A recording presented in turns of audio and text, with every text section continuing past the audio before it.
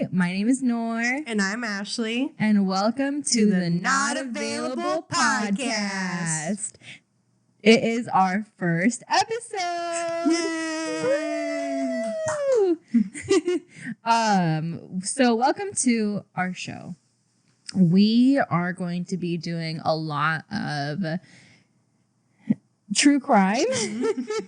Forgot what it was called. True crime, history, anomalies. You name it, we do it. Yeah. So get comfy because today I will be narrating a true crime. And then did you want to explain how our... Sure. Yeah. So the format of our podcast is going to be one of us is going to do some research on a particular story and they're going to narrate it. And then the other person is going to be doing a blind react. And so today, Miss Noor is going to be doing the narration for her story that she researched, and I will be doing the blind reaction. Yup. So today, like I said, I'll do the true crime, get some coffee, get some tea, hot cocoa. Get a blanket. Get some Red Bull, sponsor us. Make the Juneberry a forever flavor. Please, please. Mm-hmm. Little sippy sip. Delicious. So today our story is located in the state of Washington. All right. The gloomy state of Washington, where Twilight was from. I love Twilight. Ooh. So our story it begins in 1999, when Alyssa Mae Noceda was born in Edmonds, Washington, to parents Gina Pearson and Ernest Noceda. Alyssa was described as a very happy, very sweet girl who, loved her friends, loved her family members, and was always there for her friends and family. She was a ride or die. Yep, she was a ride or die. She was always there for her family, and, she was just ride or die. Mm-hmm. So on February 3rd, 2018, Alyssa decided to go to a party. She had just broken up with her boyfriend. Mm-hmm. And I'm assuming, she just wanted to have a good time, get her mind off of things. Let loose, as one does after a breakup. Right, yeah, let loose. Just forget about it. Just forget about the breakup. Forget about, what happened. So there was a party that was happening in Martha Lake, Washington. It was located at a mobile park. Mm-hmm. Now, who owns the residence that this party was taking place at is unclear. Mm-hmm. But some say that it was Brian Varela who Alyssa met at the party. Mm-hmm. And others say that, it was just a party that she just met Brian at. Okay. So February 3rd, Alyssa leaves her house. Her mom said that she personally said goodbye to every single person, in the house, said bye, love you, and left.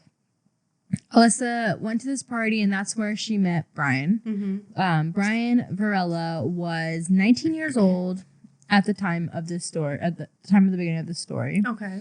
And he had finished high school up until 11th grade and was working at Dairy Queen in Linwood, Washington.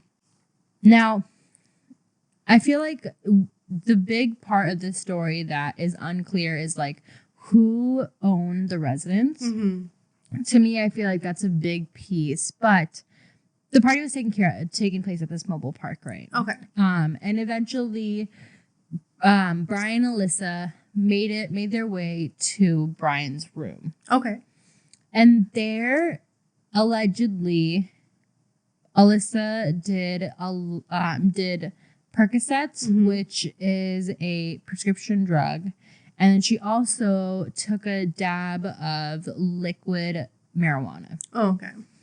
And then later toxicology reports showed that she actually took a combination of I'm blanking. Of fentanyl and of alprazolam, which is basically a generic name for Xanax. That is a gnarly concoction. Yes. Oof. So fentanyl is a narcotic that has a high risk of addiction and dependency. A lot of times, dealers will put fentanyl into different drugs. For example, the Percocets. Yeah. They would put those like combinations in there, and basically to get users hooked, and then they'll come back and they will specifically use that dealer and then recommend it to their friends or whatever. They're gonna come back because no matter what dealer they go to, it's just not gonna be the same. Oops, sorry. It's like a different high, I guess, Yeah, it's, you're just not gonna get that good of a high as you're getting when you're going to this dealer. So a lot of times, it's a big thing where dealers will put fentanyl into different illicit drugs. Yeah. Now, fentanyl can be really, really dangerous if it is combined with alcohol or any illicit drugs. It can cause severe respiratory disease, respiratory distress, and then death. Cool, man. Yeah. Oh. And so I'm assuming that, it's a party. There's going to be alcohol. Yeah. So I'm assuming that, Alyssa probably did have like alcohol at the party. Right. Because Brian told police that allegedly Brian told police that Alyssa passed out 30 to 60 seconds after she had taken the last dab. That's so quick. That is so quick. That's super quick. That's like if I was just sitting here and then just knocked out. That's crazy. Brian, instead of calling 911 or calling for help, decided to essay Alyssa. Ugh. Yep. That's so bad. He decided, I'm like, to me, it's like, when you're at a party, right? Like, let's say if it did take place at his residence, right? And they went back to his room and the party's still happening. Yeah. My question is, why didn't anybody else come in and check? Yeah, because like people come and go in bedrooms all the time at a party. Yeah. Like I've been to parties and like, you roam around, you look around, you're like, what's going on here, what's going on there, you know. Or even somebody looking for their friend. Like, if she had came there with someone, which is unclear if she did, I didn't find anything that said that she came there with someone else. But, chances are she probably did come with somebody. Yeah, chances are that she knew someone because when I was researching, I found out that, she went to school in Linwood. And, when you look at a map, you can see that the Linwood and, Martha Lake are pretty close by. I don't know how close, but they're in like north of Seattle. Okay. Yeah. So chances are, she knew someone there. Right. And, chances are that she walked in and she probably went, said hi to a few people. I'm more like, why wasn't anybody looking for her? Why wasn't anybody like, where's checking Alyssa? in on their friend? Where's Alyssa? Yeah. So, Brian actually started sending pictures of Alyssa to a group chat of his friends. And he said, it's so gruesome, so gross. He said, I'm smashing her to pass the time. He took pictures of her while she was knocked out and then sent them to people. In her underwear. And allegedly, one of the receivers of this picture said that her lips were blue and there was foam coming out of her mouth. Dude. And he also said, like, allegedly, he also said in the same text group chat, LOL, I think she's ODing. If you think she's ODing, she probably is ODing. So Call for help. Call for help. Hello. Yeah, like, why are you not calling for help? And like the fact that he was even capable of purchasing this illicit drug, and he really thought it was just, perks. He's had parties before. He's been to parties before. This isn't his first rodeo. He's probably seen what an overdose looks like. And it sounds like he's being really negligent. Right. And like, even if you don't know what an overdose looks like, if somebody has blue lips and they're knocked out and like there's stuff coming out of their mouth, you automatically are concerned. Like, medical emergency happening here. Hello. Yeah. Like, even if I didn't know what an overdose looked like, because I personally have never seen an overdose, right? But as soon as I see someone with blue lips and stuff coming out of their mouth, I'm like, oh my God, what's going on? I need to call the police. I need to call 911. I need to get help. Right. That's my immediate reaction. So it's the fact that that was not his immediate reaction is shocking to me. Super shocking. But he also was playing. Allegedly, he also was playing on his computer. While she was overdosing, so he was playing games. Oh my gosh! On his computer. That's so sad. It's so sad. Like, even if, like, you don't, like, even if you don't, like, okay, let's say, like, you're scared or something like that, you would still call, like, for help, right? Because it's a life. It's someone's friend. Life or death in that situation. Yeah. Unfortunately, Alyssa did pass away. The next morning, Brian woke up and he found Alyssa passed away. And, instead of at that point, like, let's say, like, the night before, he was drunk. He was intoxicated and he wasn't in his right mind. You wake up and you find someone passed away, not breathing, no pulse. Yeah. Police. Yeah. Oh my God. What happened? What happened? I need to call the police. I need to call for help. No. Brian went to work and he planned on burying Alyssa when he got off of work. Oh my gosh. Yep. So even if your argument is that, maybe he was intoxicated too or whatever. Yeah, but first of all, that does not excuse him saying her. No, yeah, that's not an excuse whatsoever. No, that is not an excuse for him. But like talking about calling for help, like let's say he was too intoxicated and he, let's act dumb for a second and say that he, was intoxicated. He couldn't call the police. The next morning when he wakes up and he sees her there, that she is passed away. She has no pulse. She's not breathing. She's cold. You call the police. You call 911. That's what the same person should do. Yeah, that's what, I feel like a lot of people would do is they would call for help. Oh my gosh, I had a party last night and I brought this girl back. She's not breathing. Help. Literally. Brian went to work and he went home. He went to work. He worked a double shift and he bragged to coworkers about how he essayed Alyssa the night before. Bro, what? To his coworkers. To his coworkers. That's so disgusting. It's so gross. Oh. So gross. And then, so the timeline about this is kind of unclear to me as well. It's, he was also telling his coworkers about how he broke her legs. So I'm assuming that, it was the next day on the 4th. I'm assuming he, is that correct?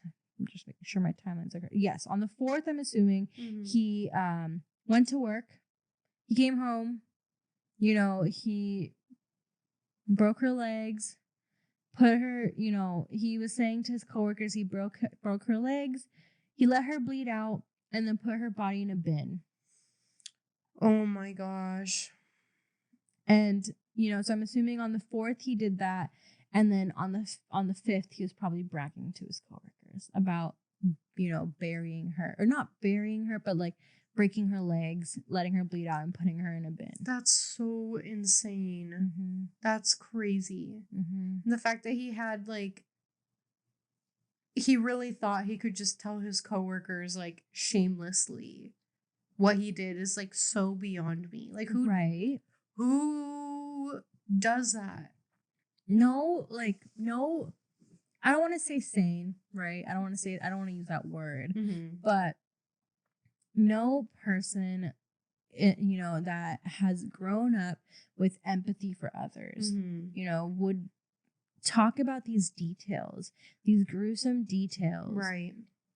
First of all, they, even thinking about this is so disheartening. Thinking about somebody's child, somebody's baby, and this happening to him is disheartening. I can't imagine bragging about it. No, like, this dude's got more than a few screws loose in his head. Yeah. 100%. I definitely think there's some, like, mental illness lying underneath there. There has to be. You can't just talk about this stuff with expecting to get away with it too. Like, I want to know, like, if he was saying this stuff and thinking like nobody's gonna snitch on me, nobody's gonna tell. Like, I wish we could see that inner dialogue. Yeah, like, I want to see, like, what was he thinking? Like, what did he want? Like, an applause? Oh my God, good job! Like, seriously, like, dude, no one's gonna do that for you. Yeah, like, what were you expecting? What were you expecting when you were telling these people like this? Like,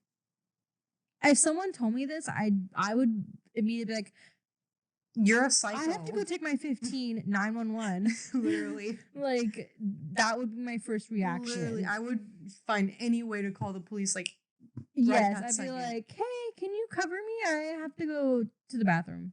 911. Literally. Like, that's how quickly it would be. But, Brian's coworkers ended up, one of his coworkers went home, told his girlfriend about Brian bragging about this, and his girlfriend actually saw a Facebook post from Alyssa's mom, and it was her reporting Alyssa missing.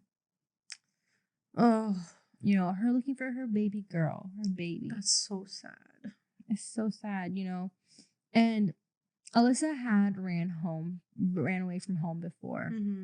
So, I'm sure that was going through, their mind. And I'm sure no parent's first thought is going to be, oh my gosh, my child is probably dead. Yeah. So, oh my God, they're going to cling to hope, of course. Like, that's what you would want to do. Yeah, like, it was probably like, oh, maybe something happened. She's upset. She ran away from home. And Brian also saw this post from Alyssa's mom saying that, she was missing.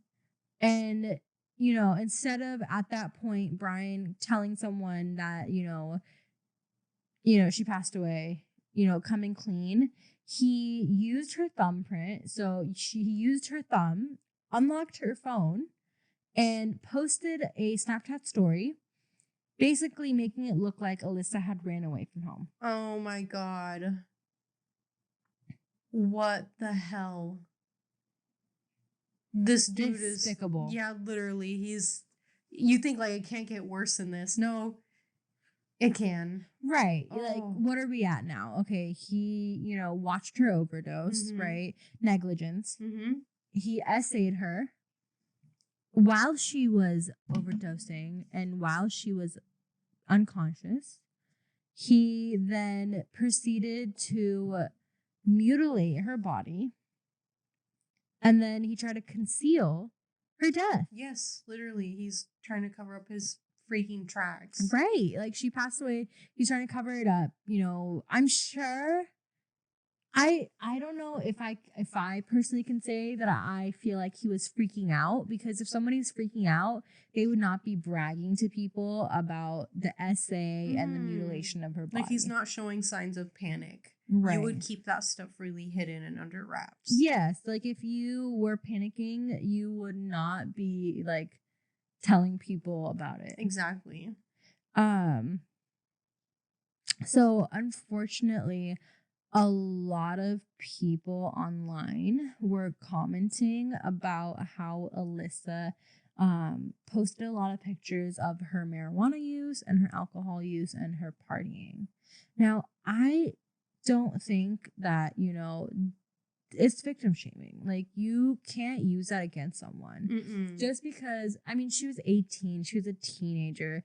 We've all been teenagers. We've all been done doing some stupid shit when we're younger. Yeah, we're all young. That does not mean that she deserved to die in this way. No, and it doesn't mean like she doesn't deserve to get essayed either. It's like that same argument people have like when a woman wears revealing clothing and they're like, oh, well, she was asking for it. Like, hello, no, they were not asking for it. That's not how that works. No. Like the person who, committed the, horrible stuff, they are the piece of poop here. And,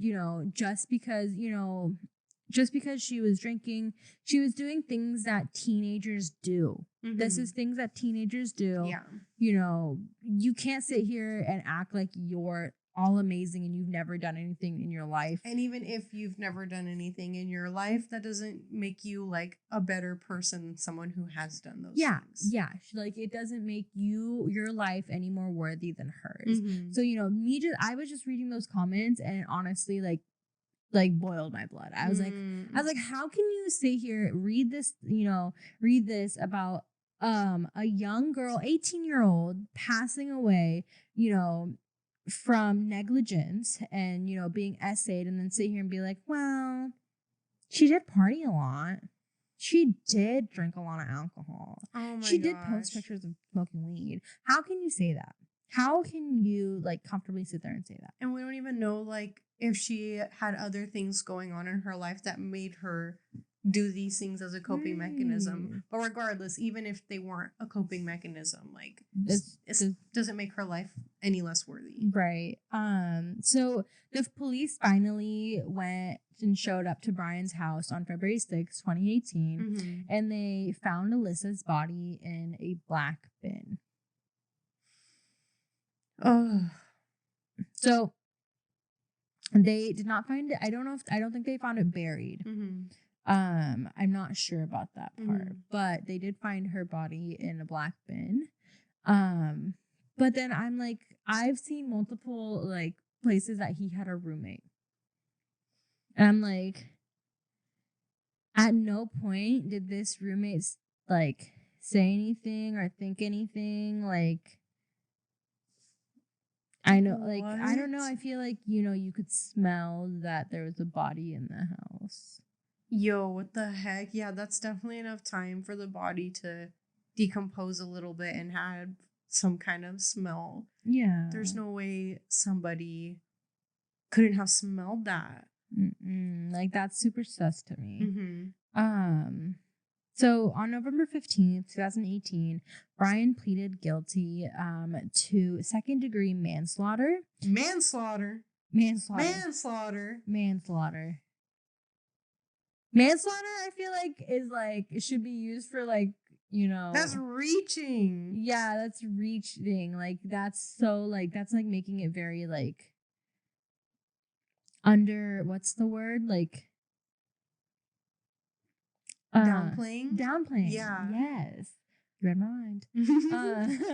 Downplaying what happened to her. Yeah, because people that usually get manslaughter charges in most states, it's drunk driving and you kill someone on accident. It's negligence. Yeah.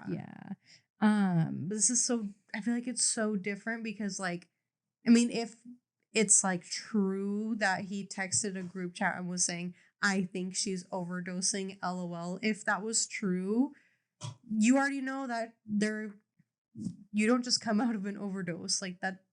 That's not how it works. No. And so he took a plea deal, and the plea deal was that he pleads guilty to second-degree manslaughter, third-degree essay, and unlawful disposal of remains as part of a plea deal. It was part of a plea deal. So I'm assuming because he got a plea deal, they probably, didn't go, because he confessed. He was like, yep, I did it. And so, you know, I don't think they were able to like do that deep dive and look into like his text message histories because it wasn't necessary because he confessed. So like they didn't do a full trial. Yeah, they didn't do a trial. There was no trial. Ugh. I found his like confession. I found his confession. His confession looked like somebody just has said, just write down, you know, real quick, like what like the simple, like his confession was like 3 simple sentences. And it was just basically, yep, I, you know, was negligent and watched her overdose. I R-worded her, I essayed her. And then, you know, I try to conceal her body. Dude, what the There's heck? no detail. There's nothing to, you know, what happened. And it's just so weird because, like, if he was the one that bought the perks, why didn't he use them? Why didn't he pass out? Yeah. And like, if he did use it, he should have overdosed too, even if he used just a little bit. Yeah, I mean, I guess you can say that, you know, he might have not been like taking any alcohol. Mm-hmm. Like he didn't drink anything. Maybe all he did was the perks. Mm. And like you can also say that that Alyssa, you know, took, you know, alcohol. She took a dab. Mm. That's what Brian said. She took a dab. Mm-hmm. So you can say that, you know, the reason that Alyssa overdosed is because she mixed different drugs. Yeah. And like versus you can say that maybe Brian did take it, but Brian just took the Percocets. He didn't take anything else. That's so crazy. Yeah. So there is no trial, and because there was no trial, there was no, you know, nothing that was like diving into what he did. There was no need to collect more evidence. Right. There was no need to collect more evidence. So how long was he sentenced for? 34 months. Excuse me? 34 months. He was sentenced to 34 months. 34 months. 34 months on November 15th. He was started. So he got out 2021. Bro. 34 months. That is nothing. That's nothing. And like even just like the essay charges alone shouldn't even get 34 months. Like it should be way more than 10 years. Literally. 10 years. Like that should be 10 years for essay, life for watching her pass away and not calling for help.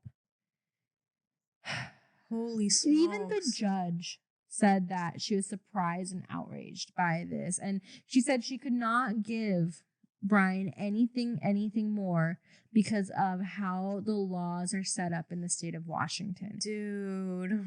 So the state of Washington has something called the offender code, or the offender score. My apologies. It is RCW 9.94A.525. If you guys want to look it up and read more into it. There's so much in it. I'm just gonna give you the tip of the iceberg. So basically what it is I'm gonna have to look at this. It's like I said, it's a lot. So I'm gonna have to look at this one. It is basically it's basically a horizontal access that it's a felony. It's how felony sentences are judged. Okay. In the state of Washington. So it's a bunch of factors that affect how somebody is sentenced for a felony. And it is measured on a horizontal axis of sentencing guideline grids. And that it is basically an individual may receive anything from 0 to 9 more points on this axis. My apologies. In general, the number of points received depends on 5 factors. The first, the number of prior criminal convictions or juvenile dispositions. The second, the relationship between any prior offense and the current offense of conviction. The third, the presence of other current convictions. The fourth is the person's community custody status at the time the crime was committed. And the fifth is the length of the crime-free behavior between offenses. So they take all of that into offense, and Brian had no prior convictions. That's crazy. Yes. So since he had no prior convictions, the judge could only give him 34 months. Oh, that's so crappy. He should have gotten way more than that. He should definitely got away more than that. Like, that's so unfair to Alyssa's family. Yeah, and to Alyssa herself. Like, that's not justice. That's not justice. And the fact that the judge even said, like, it appalls her that she couldn't have given him more time. You know, that's a big problem when the judge says that. Right. And like the judge gets to see way more than we get to see, you know, on our end, especially because, you know, the judge gets to see like, you know, all the nitty gritty details. Yeah. Yeah. They get to see all the nitty gritty, you know, that's not released to us that we can't see. I mean, I'm sure you can request it because, you know, freedom of information, I think is what it is, where you can request like any kind of like public like case information. But you know, from what I could find, it was just basically Brian saying straight to the point, yep, I committed this crime, I did this, and then that's it. It was a plea deal. Honestly, plea deals confuse me so much. Like, if they're like confessing to the crime, and I understand like, yes, it saves resources and time for like doing a trial, but like, why do they get to benefit like having a shorter sentence? Yeah, like that? I feel like plea deals should only be given to like certain like petty crimes. Yeah, like petty crimes. I don't think people that like commit something like this should be able to get a plea deal. Like, I don't think he should have even been offered it. No. I'm sure, you know, I can't speak for Alyssa's mother because obviously I'll never know how she feels, but I don't know if she would want to sit through a trial and hear all of the gruesome details. That's true. From Brian. So maybe, you know, I just wish he confessed and then got life. Literally. Like, that's what I wish had happened, is that he confessed and then he got a life sentence. He's a piece of doo-doo. He is a piece of doo-doo. Ugh. Yeah, it's very crappy. You know, I've read, you know, before where it's like, you know, people will commit like petty crimes, and then in Washington State, when I was researching, I also found out that, you know, people will commit petty crimes, or like, let's say like small felonies, like, you know, stealing a car, you know, that's hurtful. Yes, it's very hurtful to the people that, you know, you're stealing the car from, but it does not match up to an essay. It's not the same. It's not comparable at all. No, it's not comparable. Like, somebody that stole a car can get the same amount of as Brian did if they committed like a prior crime. So if they stole a car, then got out and then stole a car again, they can also just get 2 years, 34 months. Dude, it's not comparable at all. It's not the same. That's so not fair. It's not fair at all. Has there been any kind of changes to that law at all, or? That's crazy. No, that's, you know, and then also, so Brian, you know, he did get out in 2021, but I did read that he does have to be registered as a SA offender. And, you know, he's not allowed to leave the United States. Good, but I wish he wasn't allowed to leave the prison. Yeah. But I, you know, can't sentence him, unfortunately. But and we know he's got to be far from Washington at this point. He must have hightailed it out of here as soon as he got out. Yeah, especially because, you know, I like was reading when I was researching, I was looking on Facebook to see, you know, if anybody had said anything, or, you know, I was just trying to see, you know, what kind of posts were put up. And, you know, what I found was a lot of people, you know, saying, you know, Brian, you're a piece of poop, and, you know, stuff like that. Good. Right. And I'm sure, you know, he would not want to be seen here. Like, he would not want to be seen in the state of Washington. Yeah, bye-bye, baby, bye-bye. Yeah, Mm-mm. like, but my heart goes out to Alyssa's family, and it's just super unfortunate. He should have definitely gotten life. He could have easily called for help and, Not essayed her. not essayed her, gotten some kind of, just even if, she was overdosing and she didn't make it, if the point is that if he called for help, Because even the next day, like, you're sober at that point. Even if you Yeah. drank and you were intoxicated and you couldn't make the right choices when she was overdosing, you were sober the next day. You should have been in the right state of mind where you could call authorities to help her out, get justice for her. Yeah. But he didn't care. Mm-mm. No, he didn't care. So unfortunate. Rest in peace, Alyssa. Mm-hmm. And I hope her family is taking care of themselves, Mhm. as well as everyone listening to the story. Mhm. Take care of yourself. Make sure, when you are going to parties that you're aware of what you're taking and you keep your friends close to you. Yeah.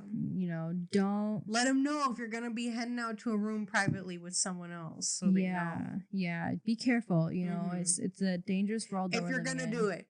If you're going to do it. Not saying we should encourage partying at a young age, but always be safe. Always be aware of your surroundings, and no matter what, even if you're like just out and about, I feel like the world has gotten so crazy that you just be safe, guys. Just be safe. And we'll end on a good note. Ashley will be narrating the next story.